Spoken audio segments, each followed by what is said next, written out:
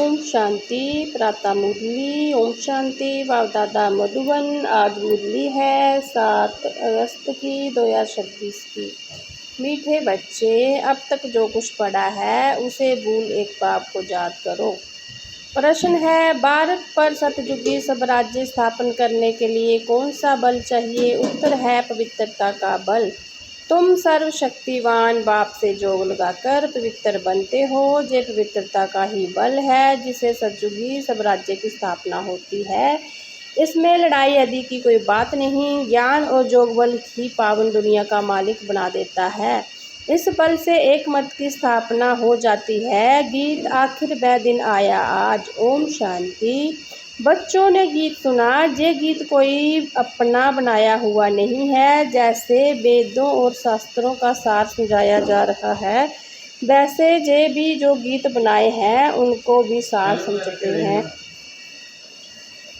बच्चे जानते हैं कि खवैया व भगवान व सदगति दाता एक ही बाप है। भक्ति करते हैं जीवन मुक्ति के लिए, परंतु जीवन मुक्ति व सदगति दाता एक भगवान है। उसका अर्थ बच्चे ही समझ सकते हैं, मनुष्य नहीं समझते हैं।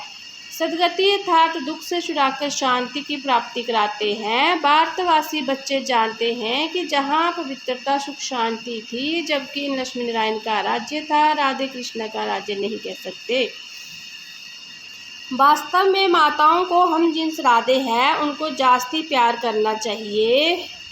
फिर भी श्री कृष्णा को बहुत प्यार करते हैं, झूले में झुलाते हैं, श्री कृष्णा की जन्माष्टमी मनाते हैं, राधा की जयंती नहीं मनाते। वास्तव में मनाना चाहिए दोनों का। समझ तो कुछ है नहीं, उन्हीं को जीवन कहानी को तो कोई जानते नहीं। बाप आकर अपनी और सबकी जीवन कहानी सुनाते हैं। मनुष्य कहते भी हैं शिव परमात्माए नमः, परंतु उनकी जीवन कहानी को नहीं जानते। मनुष्य की जीवन कहानी की हिस्ट्री जोग्राफी कहा जाता है। दुनिया की हिस्ट्री जोग्राफी तो गाई जाती है ना, कितने इलाके पर राज्य करते थे, कितनी ज़मीन पर राज्य करते थे, कैसे राज्य किया, फिर वह कहाँ गए, ये बातें कोई नहीं जानते। तो बच्चों को अच्छी रीति समझाया जाता है। रचता और रचना की नाले बच्चों को समझाते हैं। तो बच्चों को मालूम पड़ गया है कि बराबर अब कलयुग का अंत है और सतयुग का आदि है। संगम पर ही परम पिता परमात्मा आकर मनुष्य को प्रतीति से पावन देवता बनाते हैं, उत्तम पुरुष अथवा पुरुषोत्तम बनाते हैं, क्योंकि इस समय के मनुष्य उत्तम नहीं है, कनिष्ठ है। उत्तम मध्य कनिष्ठ सतो रजो तमो होती है। जो अच्छी तरह ज्ञान सुनेंगे उनको सतोगुणी कहेंगे, जो थोड़ा सुनेंगे उनको रजोगुणी कहेंगे, जो सुनते ही नहीं उनको तपोगुणी कहेंगे। पढ़ाई में भी ऐसा होता है। तुम बच्चों को सतो प्रधान पढ़ाई चाहिए, इसलिए सतो प्रधान लक्ष्मी नारायण बनने का तुमको ज्ञान दिया जाता है। नर से नारायण, नारी से लक्ष्मी बनना है। गीता के लिए भी तुम कहते हो कि ये है सच्ची गीता। तुम लिख भी सकते हो ये है सच्ची गीता पाठशाला, अर्थात सत्यनारायण बनने की कथा, अथवा सच्ची अमर कथा, सच्ची तिजरी की कथा। चित्तर तो सब तुम्हारे पास है, इनमें सारा ज्ञान है। तुम बच्चे अब प्रतिज्ञा करते हो कि हम प्रजापिता ब्रह्मा कुमार कुमारियां भारत को सतो प्रधान स्वर्ग बनाकर छोड़ेंगे। तुमको खबर करनी है, गांधी जी भी पावन राज्य चाहते थे, तो जरूर अब प्रतीति राज्य है। ये कोई समझ नहीं सकते कि हम खुद प्रतीति हैं। रावण है 5 विकार, कहते हैं राम राज्य चाहिए तो जरूर असुरी संप्रदा ठहरे ना, परंतु ये किसी की बुद्धि में नहीं आता है। कितने बड़े बड़े गुरु लोग भी इतना नहीं समझाते हैं। तुम बच्चे इतला करते हो कि हम श्रीमत पर ब्रह्मा द्वारा 5000 वर्ष पहले मुआफिक देवी राज्य स्थापन करेंगे। ये है पुरुषोत्तम संगम युग, जबकि कनिष्ठ पुरुष से सतो प्रधान पुरुषोत्तम बनते हो। मर्यादा पुरुषोत्तम आदि सनातन देवी देवता धर्म ही है। अब एक ही देवी देवता धर्म की स्थापना होती है, फिर दूसरे धर्म होंगे ही नहीं। तुम बच्चे सिद्ध कर समझाते हो कि सतयुग में एक धर्म एक ही राज्य था। भरत त्रेता में 2 सूर्यवंशी में, भद्र चंद्रवंशी में जाते हैं, परंतु होगी एक ही भाषा। अब तो भारत में अनेक भाषाएं हैं। बच्चे जानते हैं कि हमारे राज्य में एक ही भाषा थी। आजकल तो बहुत कुछ देखते रहेंगे, जैसे मुसाफिरी से नज़दीक आते जाते हैं, अपने देश तरफ खुश होते हैं। कि अब अपने घर आ गए, बस अब जाकर मिलेंगे। तुमको भी अपनी राजधानी का साक्षात्कार होता रहेगा, अपने पुरुषार्थ का भी साक्षात्कार होगा। देखेंगे कि बाबा हमको कितना कहते हैं कि पुरुषार्थ करो, नहीं तो हाय हाय करेंगे और पद भी कम हो जाएगा। जो की यात्रा सबको बताते रहो, समझाना तो बहुत सहज है, सीढ़ी कितनी सहज है। जो देरी से आते हैं उनको दिन प्रतिदिन सहज ज्ञान मिलता है। एक हफ्ता समझने में ही सही समझाएंगे। चित्र ऐसे बने हुए हैं जिनमें एक्यूरेट समझनी है। 84 जन्मों का चित्र बिल्कुल ठीक है। जे भारतवासियों के लिए है। तुम बच्चों की बुद्धि में सारा ज्ञान है। तुम जानते हो कीर्ति पावन सदगति दाता शिव बाबा की मत पर हम फिर से सहज राजयोग बल से अपने तन मन धन से भारत को स्वर्ग बनाते हैं। दूसरों कोई को हम नहीं लगाते हैं, अपने ही तन मन धन से सेवा करते हैं। जितना जो करेंगे वह अपने भविष्य के लिए बनाते हैं। तुम ही घर की बाती हो, तुम्हारे से ही बाबा सतयुगी साम्राज्य स्थापन करा रहे हैं। खर्चा भी तुम ही करेंगे, तुम्हारा कोई जास्ती खर्चा नहीं है। तुमको सिर्फ शिव बाबा को याद करना है। कन्या को क्या खर्चा करना है, उनके पास कुछ है क्या? बाबा बच्चों से क्या फ़ी लेंगे, कुछ भी नहीं। स्कूल में तो पहले फ़ीस की बात करते हैं, वहाँ कितना पढ़ाई में खर्चा होता है। जहाँ तो शिव बाबा बच्चों से कैसे पैसा लेंगे। शिव बाबा को अपना घर थोड़े ही बनाना है। जो पैसा लेंगे तो बच्चों को भविष्य स्वर्ग में जाकर हीरे जवाहरों के महल बनाने हैं। इसलिए तुम जहाँ से करते हो उसका रिटर्न भविष्य में तुमको महल मिल जाता है। जे बड़ी समझने की बातें हैं, जितना जो तन मन धन से सेवा करेंगे वे ऐसे वहाँ पाएंगे। कॉलेज व हॉस्पिटल बनाते हैं, 10 लाख 20 लाख लगाना पड़ते हैं। जे तो इतना खर्चा नहीं लगता। छोटे से मकान में रूहानी कॉलेज कम हॉस्पिटल बनाते हैं। पांडवों का ही अधिपति कौन था, उन्होंने तो श्री कृष्ण का नाम लिख दिया है। वास्तव में है निराकार भगवान, तुमको श्रीमत देने वाला भगवान है, बाकी तो सब है रावण की मत पर। रावण राज्य में रावण की मत पर कितने डर्टी बन पड़े हैं। जे सही यही सृष्टि है, पुरानी नहीं बनती है। सृष्टि में भारत ही था, भारत नया भारत पुराना कहेंगे। नया भारत तो स्वर्ग था, फिर भारत पुराना है तो नरक है। इसको कहा जाता है रौरव नरक। मनुष्य की ही बात है जहाँ सुख का नाम निशान नहीं है। जे कोई सुख थोड़े ही है। सन्यासी भी कहते हैं इस समय का सुख आप विष्टा समान है, इसलिए वह गृह व्यवहार को छोड़ देते हैं। वह स्वर्ग व सतयुग की स्थापना कर न सके। श्री कृष्णा तो परमात्मा ही स्थापन करते हैं। श्री कृष्णा की आत्मा और शरीर दोनों सतो प्रधान थे, इसलिए श्री कृष्ण को बहुत प्यार करते हैं क्योंकि पवित्र है। गाया भी जाता है छोटा बच्चा ब्रह्मा ज्ञानी समान है।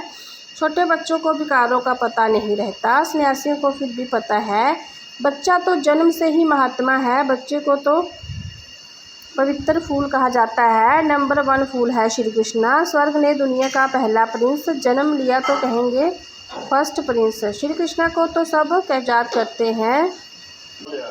श्री कृष्णा स्वर्ग ने दुनिया का पहला प्रिंस है, जन्म लिया तो कहेंगे फर्स्ट प्रिंस। श्री कृष्णा को तो सब याद करते हैं कि श्री कृष्णा जैसा बच्चा मिले।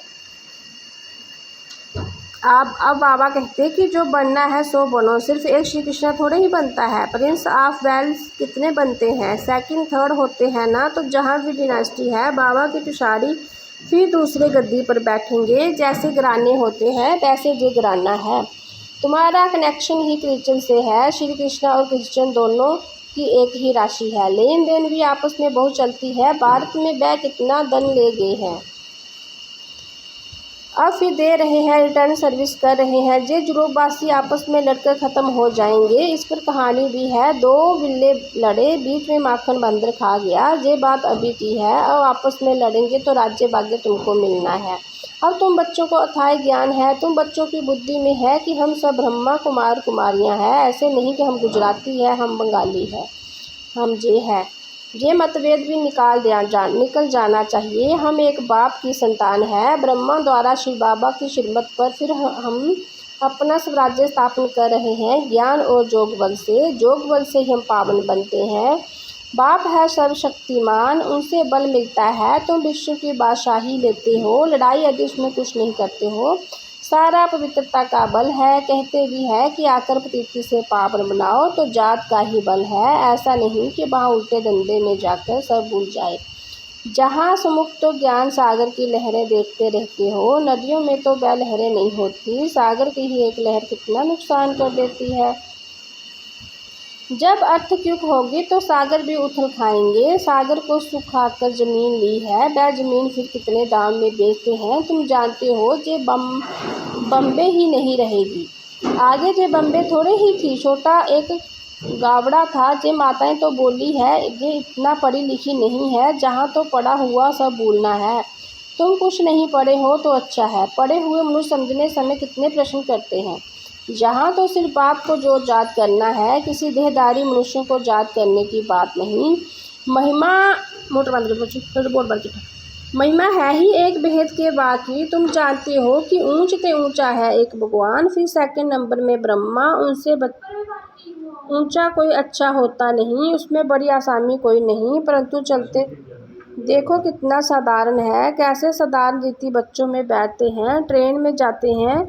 कोई क्या जाने कि ये कौन है। भगवान आकर ज्ञान देते हैं, जरूर प्रवेश कर ज्ञान देंगे ना। अगर श्री कृष्णा होता तो भीड़ मच जाती, फिर तो पढ़ा भी ना सके, सिर्फ दर्शन करते रहे। जहाँ तो बाबा गुप्त साधारण वेश में बैठ बच्चों को पढ़ाते हैं। तुम हो इन काग्निटो सेना। तुम जानते हो कि हम आत्माएं जोग बल से फिर से अपना राज्य स्थापन कर रहे हैं। जब पुराना शरीर छोड़ जाए, नया गोरा शरीर दान करेंगे। अब है आसुरी संप्रदा, फिर बनेंगी देवी संप्रदा। आत्मा कहती है कि हम नई दुनिया में देवी शरीर धारण कर जाएं, राज्य करूँगा। आत्मा मेल है, शरीर प्रकृति है। आत्मा सदैव मेल है, बाकी शरीर हिसाब किताब में मेल फीमेल का मिलता है। लेकिन मैं हूँ अविनाशी आत्मा, ये चक्कर फिरता रहता है। कलयुग का विनाश भी जरूर होगा, विनाश के साथ भी सामने देखते हैं वही महाभारत लड़ाई है।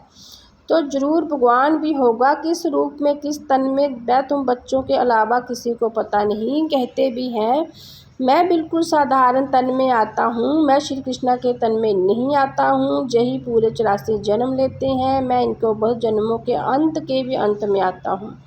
84 जन्म सूर्यवंशी गिराने वाले ही लेते हैं, वही पहले नंबर में आएंगे। साकारी जाड़ और निराकारी जाड़ दोनों को तुमको सारा ज्ञान है। मूल वतन में नंबरवार आत्मा आती है।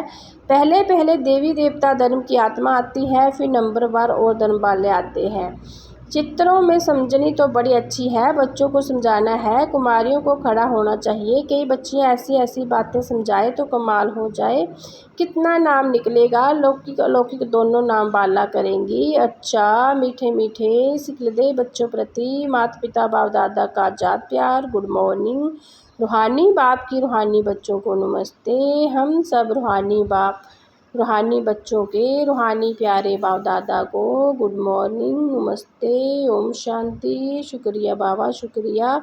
दान के लिए मुख्य सार, संगम युग पर श्रेष्ठ कर्म करके पुरुषोत्तम बनना है। कोई भी ऐसा कर्म नहीं करना है जो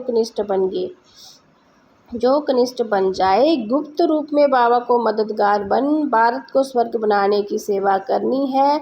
अपने ही तन मन धन से भारत को स्वर्ग बनाना है। जात और पवित्रता का बल जमा करना है। वरदान है अपनी संपूर्ण स्टेज द्वारा सर्व प्रकार की अधीनता समाप्त करने वाले प्रकृति जीत भव। जब आप अपनी संपूर्ण स्टेज पर स्थित होंगे तब प्रकृति पर भी विजय अर्थात अधिकार का अनुभव होगा। संपूर्ण स्टेज में किसी भी प्रकार की अधीनता नहीं रहती, लेकिन ऐसी संपूर्ण स्टेज बनाने के लिए 3 बातें साथ साथ चाहिए, रूहानियत, रुहाब और रहम दिल का गुण। ये तीनों बातें प्रत्यक्ष रूप में स्थिति में चेहरे व कर्म में दिखाई दे तब कहेंगे अधिकारी व प्रकृति जीत आत्मा। स्लोगन है श्रीमत की लगाम मजबूत है तो मन रूपी घोड़ा भाग नहीं सकता। ये व्यक्ति इशारे हैं अपवित्रता के बीज को भी समाप्त कर संपूर्ण स्वच्छ पवित्र बनो।